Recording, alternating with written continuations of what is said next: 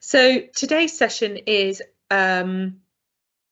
introducing the concept of wound biofilms and a new pathway that's launched into practice about a month ago to combat them. And I suspect, before we even start this session, if I were to say to you, how many patients have you seen out there with wounds that are static, despite active therapies? You've been using topical antimicrobials, antibiotics to treat wound bed infection, and it seems to improve it, but then a week, 2 weeks later, the wound has regressed and it's back to that infectious state again. And within the last, well, the concepts of biofilms have been around for decades, but actually people have started to take them more seriously in terms of wound management and how we approach them. There we go. So I don't want to bamboozle you today too much with the science, but there is an absolute science behind biofilms and how they behave on wound beds. And we start with this, the wound infection continuum, which again isn't a new concept within the wound arena. It was formalized from a microbiology point of view to sort of demonstrate how bacteria behave on wound beds, with the understanding that we now know that all wounds will be contaminated within 24-48 hours of trauma or of the skin breaking, and therefore bacteria can be in wound beds from the very beginning, but actually we can still heal wounds in the presence of that bacteria. But the continuum talks about then how the bacteria then progress through this continuum where they start to colonize, they start to multiply, and then they start to cause local infection and spreading infection. And a more recent addition to this continuum is the concept of biofilm, which you can see on this diagram, which is not very clear, apologies for that. But it's the biofilm which sort of starts from a very early phase in the continuum and can cause a lot of issues. So as I said, bugs are within wounds from the very beginning, and here are a list of some common bugs that you will find in any wound swab that you send off to the labs to confirm wound infection. And this is the very reason why we do not swab to confirm wound infection. It is a clinical diagnosis for which we have a tool in practice which you can use to help guide that. So if you are swabbing wounds, it really is only to confirm what we already know, and really the protocols around wound swabbing now are more to do with antibiotic use as opposed to diagnostic as a diagnostic tool. Really, if we needed to know, if we wanted to know what bacteria are present on a wound bed, we would have to take wound biopsies to get an accurate picture.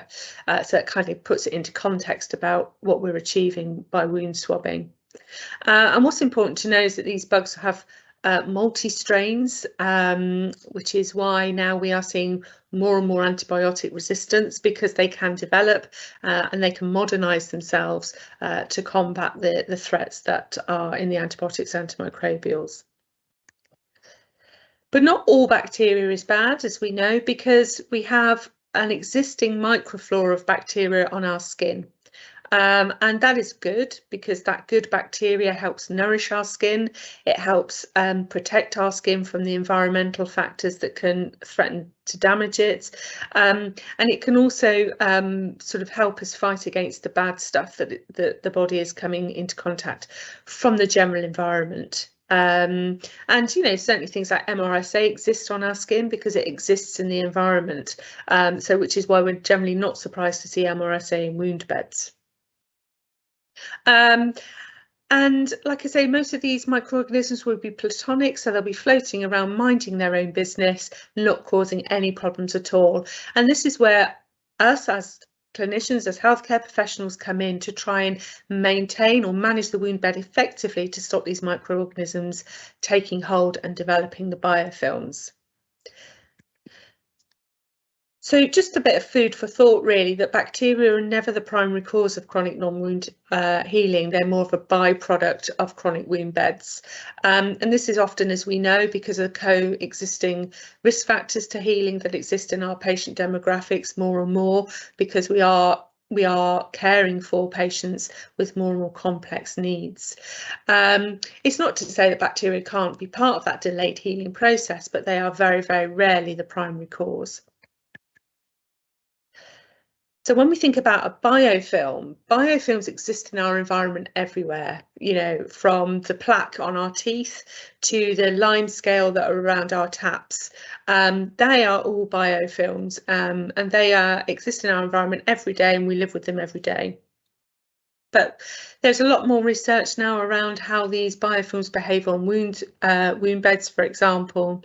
And ultimately what they are, it's a community of bacteria that have become a bit lonely on their own, no longer happy just floating around in the wound bed as single entities, and they decide to basically pair up or befriend other microorganisms within the wound bed and form these communities. So, you know, if you've got lime scale around your taps, not that I'm saying you have, but if you do, and you've ever looked very closely, you might see little green tinges within that, and that's Pseudomonas. And there is certain, as we know, there are certain ways of managing lime scale. We use chemical-based products to remove that. You know, brushing our teeth daily helps reduce the biofilm on our teeth, and we need to start viewing that similarly to the wound beds. What's really important, what we do know and is a scientific fact, is that biofilms can form within 48 to 72 hours of coming into contact with the wound bed, which again, when the challenges arise in our healthcare system, don't they, where very often patients don't present for days, weeks with wounds, and so already there is a very high percentage rate. I think the research says about 60% of all wounds will have some level of biofilm. If we could get to all of our patients within 48 to 72 hours, we might have an opportunity to stop this happening, but the reality of practice, often we don't. So the biofilms start, as I said, as platonic bacteria, so free spirits sort of roaming around the wound bed, minding their own business, not really causing any problems at all. As healthcare professionals, we come in, we cleanse the wounds, we put dressings on, we manage exudates, etc., which would try and help reduce the ability of this bacteria to multiply and adhere to the wound bed.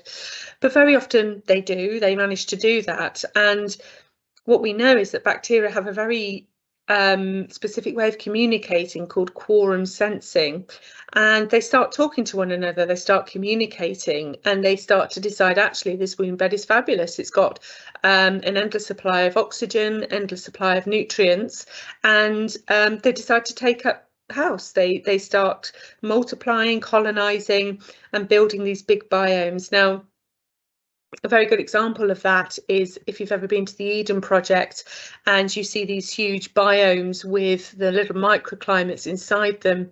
That's exactly what's happening on the wound bed. And the biome itself, so the layer that these biofilms create, are impenetrable to standard dressings, and even now resistant to antimicrobial dressings, which is why now we need to start taking more sort of aggressive action against biofilms on wound beds. And that sort of lovely substance they put over the top of themselves is called that extracellular polymetric substance. From a healthcare point of view, you don't really need to worry about that, but most certainly the therapies that we're using on this pathway and the methodology we're using on this pathway will help us to start breaking that down, making big holes in that biome for us to be able to penetrate with the right therapies to kill off the bacteria. The real challenge in practice comes from, how do we know whether biofilms exist, because you can't see them with the naked eye. Like I say, the only way to know we actually have a biofilm is to take wound biopsies and have microbiologists look in the microscope and have a look at them. And this is sort of arises from the evidence base around biofilms, whether, you know, certain therapies that we're using, do they actually work? And that is evolving. But the pathway, and I'll show you that in a moment, the pathway prompts you to think about whether the wounds have responded to normal therapy. So if you've identified that you think the wound bed is infected, did the wound fail to respond to antibiotics? Did it fail to respond to the antimicrobial therapies? Is it that you've got patients in compression bandages with optimized wound care and they still are not healing, or they're still in this cycle of infection? Is there an increase in exudate and moisture, poor granulation tissue, secondary signs of infection? All of these things. Yeah, if you wait this patient. Oh, hello, could you put yourself on mute? To be done tomorrow. Could you put yourself on mute, please? I can do him early on my way to work. Sorry. Sorry, can anybody mute? I can't mute from here. So yes, that's how we know. Like I say, it's a clinical judgment, and we're not going to start taking chunks out of wound beds to have that that diagnostic, unfortunately. But what we are starting to develop, and what we are seeing in the tissue viability arena generally, is the development of wound care apps, wound measurement apps, which are designed to, one, measure wounds and measure the content of tissue within wounds, but also there are certain products. One in particular is called the moleculite, which is being developed to actually screen for bacterial levels in wounds. So this is all technology which will help us with that, which is great, real advancements there. So understanding then what biofilms are and how they form on wound beds, and you know, I can't cover all of that in an hour. You know, if you're really interested in it, there's some amazing papers and literature out there around biofilms. It's really interesting. But the treatment options tend to look at antibiotics, antimicrobial dressings, and biofilm-based wound care. Now, we have to be a bit careful nowadays, don't we, with antibiotics, because, you know, the sweetie shop is now empty. The majority of microorganisms found in patients are now resistant to antibiotics, and the World Health Organization have written a 60-page document on the stewardship of antimicrobials and how we can actually reduce risks to our patients through smarter prescriptions. What I will say about wounds is that there is really no need to prescribe antibiotics for wound infection unless there is systemic infection. So if you have cellulitis or your patient is systemically unwell and it's pertaining to the wound bed itself. But if you are going for antibiotics, then and it's sort of secondary to a biofilm, then you need to switch up the antimicrobials that you're using, and the pathway will guide you through that, because what we need to do is we need to constantly shock these biofilms into not resisting, basically constantly irritating, constantly breaking down those barriers that they have to really get on top of how they are multiplying. So biofilm-based wound care really isn't rocket science, and it should be how we are managing wounds generally. We should be cleansing, we should be debriding and refashioning wound edges and dressing. And actually what this biofilm care concept has introduced, it's almost sort of turned how we cleanse wounds on a 180 axis, because where before we'd said, you know, don't cleanse wound beds unless there's visible debris, visible exudate. Where biofilms are concerned, we absolutely definitely have to cleanse wounds. And I'm not talking about wiping, I am talking about being quite aggressive with how we're approaching wound cleansing, because if you think about it, if biofilms have formed this really dense cover over themselves, we need to agitate that and we need to break through that so the antimicrobials can penetrate it. So wound hygiene principles, the core principles for any wound really, regardless of biofilms or not, is to remove or minimize any unwanted materials, remove any dead tissue that could be harboring bacteria, which could lead on to biofilm formation, remove any foreign debris. So if it's a trauma wound, is there dirt, grit, sutures, any other sort of implements that could be causing problems with the clean elements of the wound.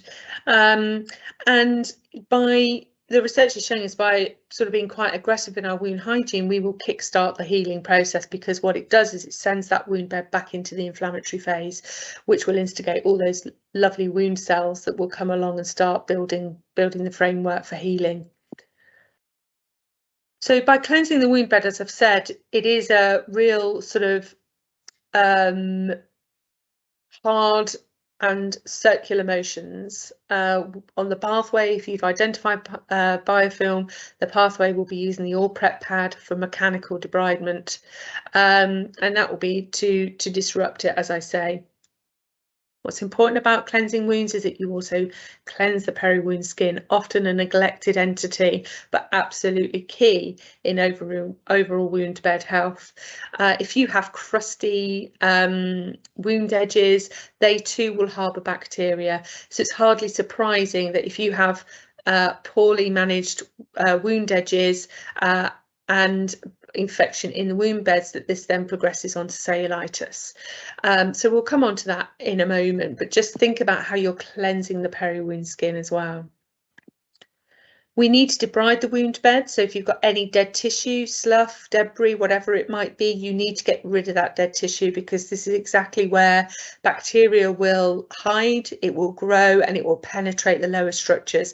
Now, wound beds are not straight, they're not linear, they have crevices, and even though you have debrided the top part of the wound bed of dead tissue, there will still be residual bacteria left within that wound bed. So again, don't be surprised if you debride wound beds and they re-slough because of the presence of bacteria, because what bacteria are very good at is salvaging oxygen and nutrients from the blood supply that comes in, which then causes the skin and the tissue to die because it doesn't have enough perfusion. There's been a lot of research done around laboratory testing relating to which type of debridement method is the most effective in biofilm management, and certainly sharp is coming up as the top one.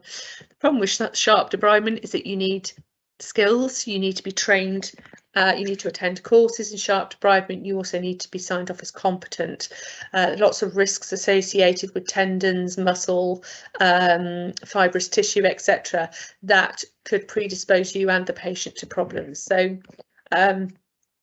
seek out those clinicians that are sharp debride trained, and if not, it might be something that you would consider as part of your professional development to try and move these wound beds on. The most common one that we use is mechanical debridement, and the evidence, you know, depending on who sponsored it, I suppose, but the mechanical evidence is there to show that actually using sort of the mechanical debridement pads will make an impact to agitating biofilm structures.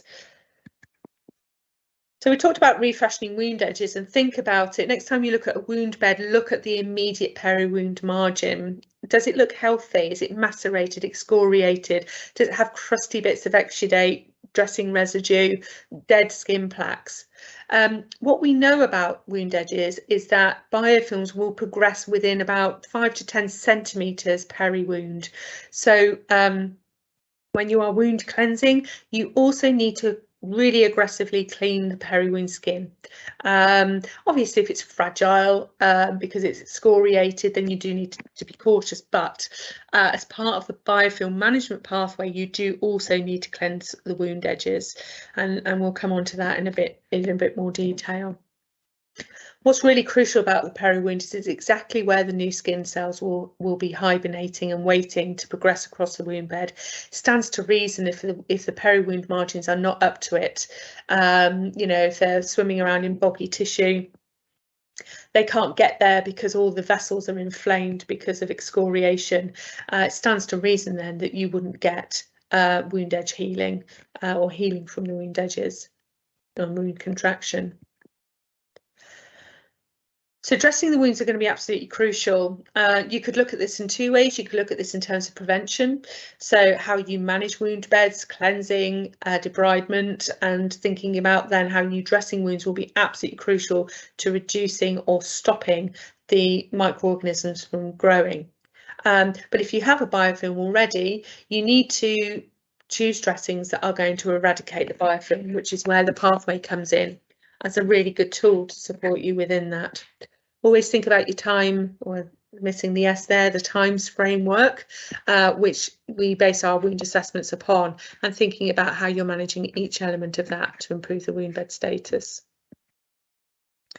So when the new research came out and there was revision of all the sort of wound-based, infection-based guidelines, obviously it pleased me immensely, because we've been waiting for this sort of guidance for many a year, and it also meant that we could now start being more proactive in supporting you chaps out there in practice by giving you evidence-based pathways to sort of get on top of these complex and problematic wound beds. So when the new guidance came out, some of you may be aware of the Amble tool as it existed. It's been in practice now for many years and well rated by those that use it. But we revised it based on the new guidance that was launched by the World Institute of Wound Infection last year. And what is now good about this tool is it talks about what you're looking for on the wound bed. So before, the old tool looked at the wound infection continuum, where it talked about contamination, colonisation, systemic infection. Didn't really mean an awful lot to us in clinical practice. So now we've revised this tool to really think about what the symptoms would be and how you would approach that. So the new guidance talks about covert and overt symptoms. Now, at the moment, what we're talking about is local wound bed infection. We're not talking about biofilms at this stage. So if you are suspecting that your wound is infected or it's not behaving appropriately, you know, it's not progressing, it's continually resloughing or whatever it might be, then consider this tool, because it gets you to think about the covert symptoms.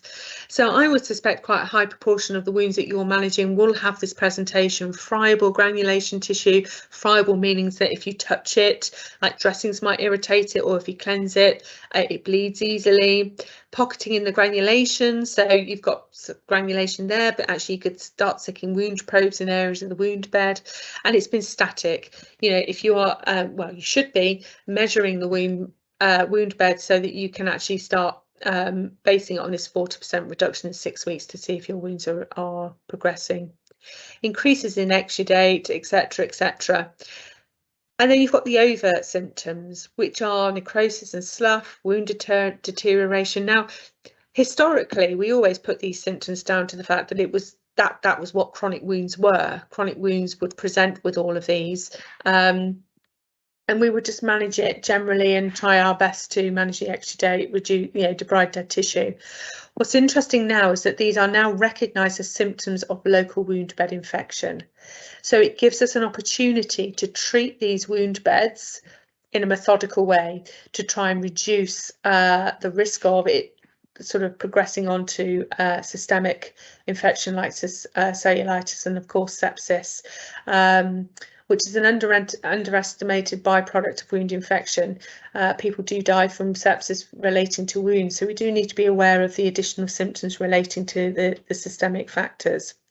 So you will see in the red section of the Amble tool here that we have, on top of all these symptoms here, you might start seeing spreading infection around the wound bed.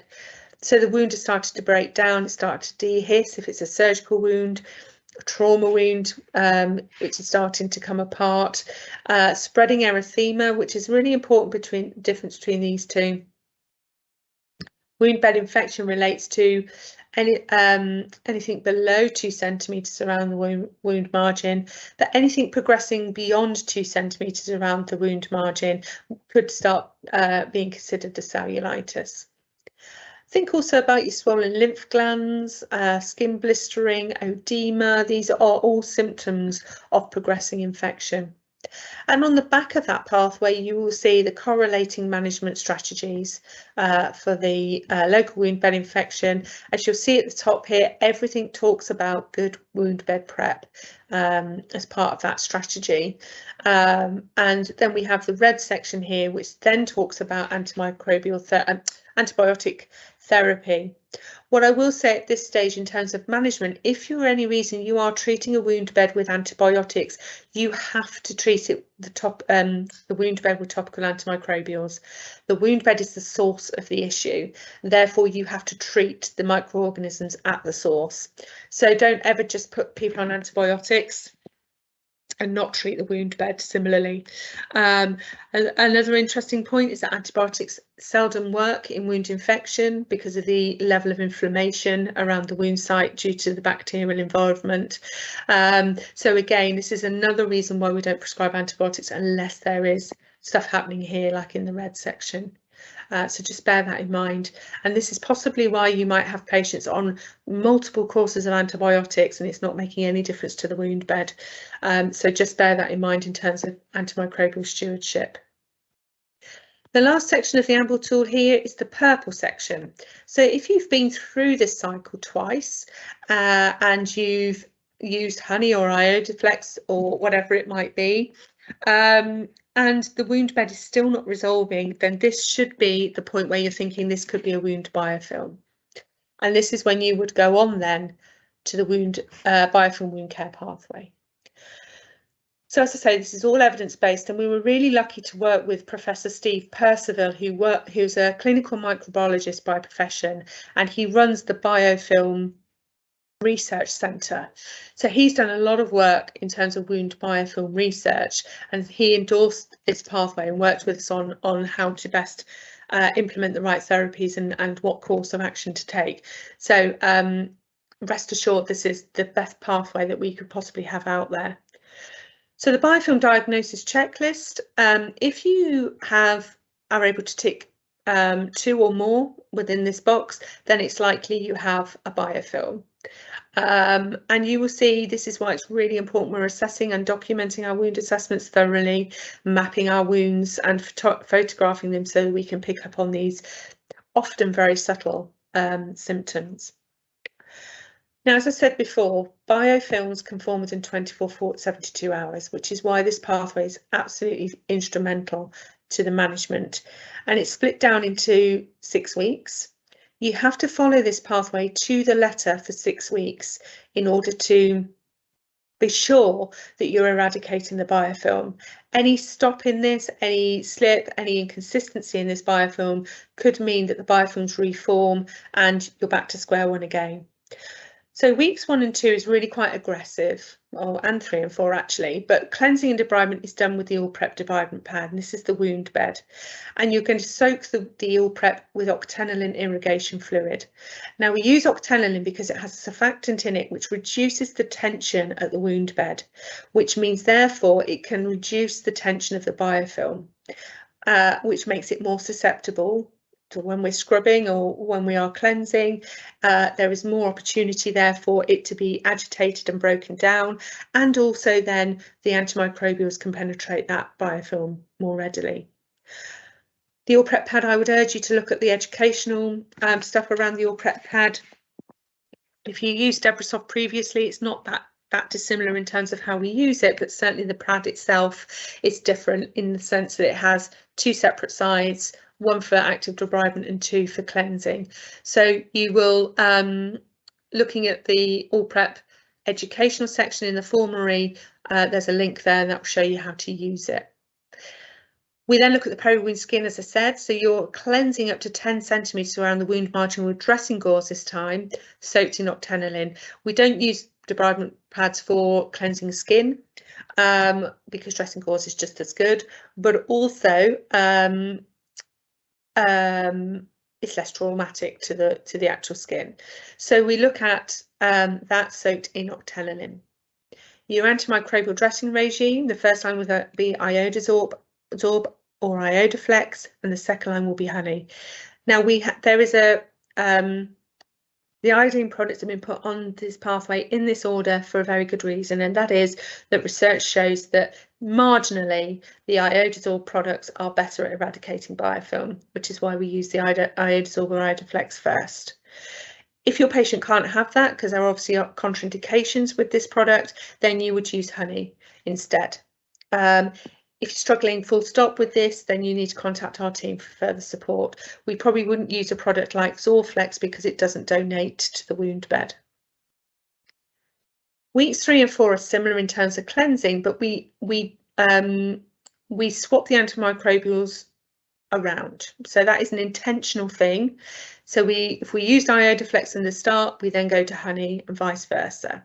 And that, as I said, that is an intentional swap because, as I said earlier, biofilms need to be constantly agitated and challenged. So by doing that, we're giving them something else to think about. So in weeks 3 and 4, you would swap your antimicrobials. And So what I'm saying basically is don't use the same antimicrobial throughout this pathway. When we reach 5 and 6, there is that thought, or there's that evidence to suggest that the biofilm will be under stress.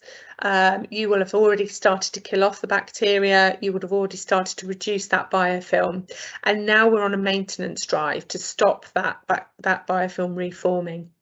So you would stop using the all-prep pad, and you'd stop using the octenolin, and you would go to general cleansing using dressing gauze soaked with warmed tap water. Still, though, it's vigorous cleansing for a minimum of 2 minutes because we need to continually agitate that biofilm. The dressing choice then, you'd stop your antimicrobials and you would then go to Ergo Clean if the exudates are low to moderate, or you'd go to Active Heal Aquafiber Extra for the moderate to high exudate. Rationale for using those products is that both products have a fibrous dressing texture. So again, we'll at a very low level continually deliver like a friction to the wound bed to stop that biofilm reforming. But also Active Heal Aquafiber has a sequamous factor to it, so it will absorb, exudate, and it will also lift bacteria off the wound bed. So certainly in high exudates, that's an absolute must because that will be filled with bacteria. So that's week 1 to 6. Now, throughout this pathway, we're not entirely sure how wound beds will behave. And you might become concerned during the course of this pathway. If you do, then please refer to our service. However, if you have referred, do not stop the pathway whilst you're waiting for a response. Because as I say, if you stop this at any point, the biofilm will reform and you're back to square one. So if you're in weeks 3 and 4 and you're referring to our team, continue with that regime until you hear back from us. If you are referring to our team and this patient's on the pathway, indicate that on your referral to say this patient's on the biofilm pathway, weeks, whatever it might be, we're concerned it's not going in the right direction, we need your help, and we will respond promptly to that.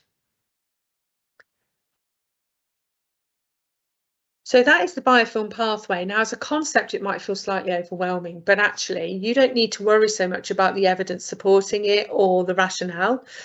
What you need to make sure is that as a team, if you are implementing this pathway, is that when you have the capacity to deliver this every 3rd day, so as you probably would normally if a wound is infected, you'd be changing wound dressings every 3rd day. And you have the capacity to deliver it consistently for 6 weeks. The other thing to think about around general wound infection prevention is about how we are managing wounds and how we are, certainly in the patient environment, home environment, you know, concepts like aseptic non-touch technique are very challenging because of the environment that you're working in. But there are new things to come out from our trust, around protocols to support how we are delivering asepsis in wound care.